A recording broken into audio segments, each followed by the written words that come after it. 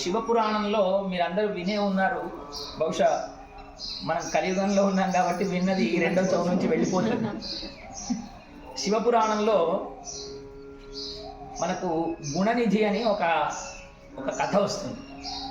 ఆ గుణనిధి ఎట్లాంటి వాడు అని అంటే బ్రాహ్మణ వంశంలో పుట్టి సంధ్యావందనాలు లేకుండా నిత్యము జూదమాడుతూ బలమాంసములు తింటూ జీవితాన్ని వ్యర్థం చేసుకునేటువంటి ఆయన తండ్రి చేత చీత్కరింపబడి ఇంట్లో నుంచి వెళ్ళగొట్టబడతాడు.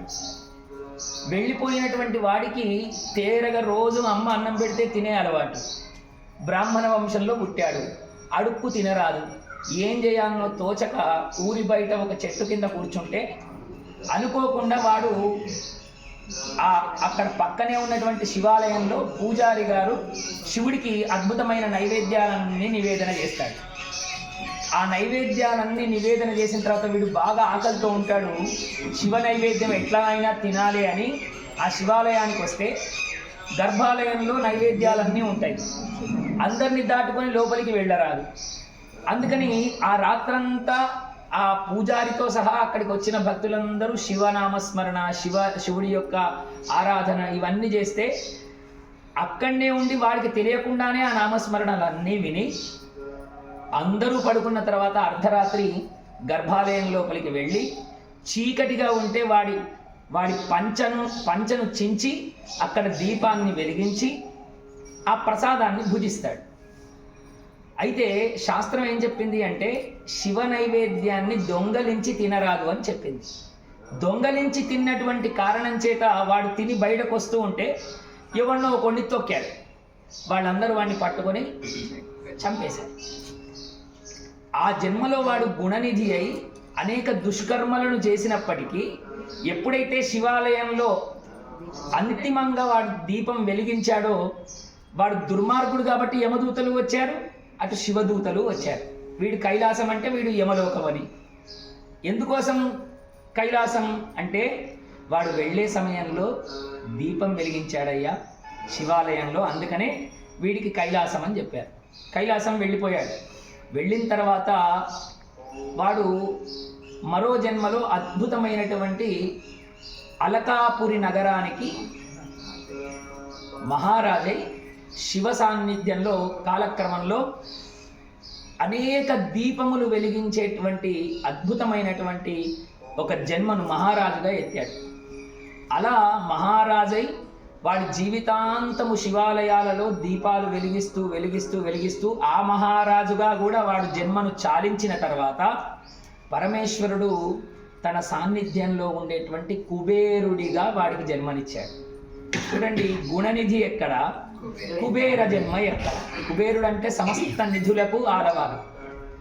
అలాంటి కుబేర జన్మను దీపారాధన ఫలితంగా ఎత్తాడు. మహామూర్ఖుడైనటువంటి గుణరహితుడు. ఇప్పుడు ఇలాంటి అదృష్టం మనం కూడా పొందవచ్చు, మనం కూడా కుబేర్లం కావచ్చు కదా. ఇప్పుడు కలియుగంలో మన అందరికి కావాల్సింది అదే కదా, ధనమూలమిదం జగత్. అందరికీ ఉన్న సమస్య అది. అంటే ఇది తప్పని కాదు, ఐశ్వర్యము అందరూ కోరుకునేటువంటిది.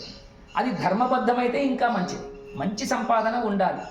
మరి అలాంటి కుబేర అనుగ్రహం లభించాలి అంటే మనం చేయవలసినటువంటి ఒకే ఒక్క పని, ఆలయాలను శుభ్రపరచడంతో పాటు ఆలయాలలో ప్రతి వారము లేదా మాసములో ఒకరోజు మాస శివరాత్రి వస్తుంది.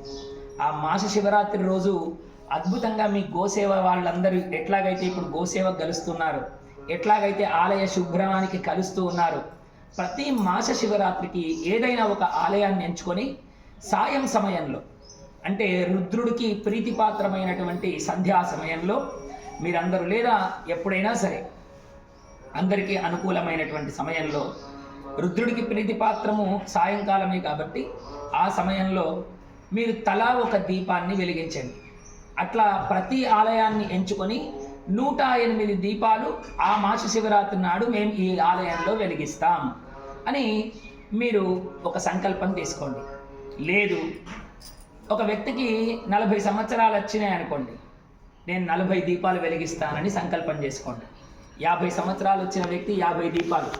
మనది దీపాలు ఆర్పే సంస్కృతి కాదు. పుట్టినరోజు నాడు ఉఫ్ఫను ఊదుతాం కాదు, నువ్వు నీ పుట్టినరోజు నాడు 50 దీపాలు వెలిగించు. అట్లా మీ మీ సంకల్పాలతో 108 కాదు అనేకమైన దీపాలు మాస శివరాత్రి రోజు మీరు వెలిగించవచ్చు. కాబట్టి ఈ క్రతువును ముందుకి తీసుకువెళితే అందరికీ పరమేశ్వరి ద్వారా ఐశ్వర్య స్థితి కలుగుతుంది, అందరం బాగుంటాం. కాబట్టి భగవంతుడి సేవలో ఉన్నట్టుగా ఉంటుంది. మీరందరూ ఈ విషయాన్ని కూడా ఒక సంఘముగా ఉన్నారు కాబట్టి ఇది మీకు పెద్ద కఠినమైనటువంటి పనేం కాదు. ఎవరికి వాళ్ళు నేను 10 దీపాలు ముట్టిస్తాను, మా మనవడికి 10 సంవత్సరాలు వచ్చాయి, నా పెళ్ళయి 25 ఏళ్ళు అయింది, ఇట్లా ఏదో ఒక శుభం మన ఇంట్లలో జరుగుతూనే ఉంటుంది. లేదా గతించినటువంటి మా తాతగారికి పుణ్యగతులు కలగాలి, అందుకని నేను ఈ దీపాలు ముట్టిస్తున్నానని గతించిన పెద్దల పేరిట కూడా దీపారాధనలు చేయవచ్చు. కాబట్టి మీ మనసులో ఏదైనా కోరికను పెట్టుకొని ఆ భగవదాలయాలలో దీపారాధనలు జరిగేటట్టుగా చూడవలసిందిగా గోసేవా సమితి వాళ్ళని లక్ష్మీ గణపతి సాక్షిగా మీ అందరినీ సవినయంగా కోరడం జరుగుతుంది. ఈ సంకల్పాన్ని మీరు ముందుకు తీసుకువెళ్ళాలని, ఆ శక్తి యుక్తి పరమాత్మ మీకు ఇవ్వాలని ఆశీర్వదిస్తున్నాం. బోలో లక్ష్మీ గణపతి భగవాన్ జై.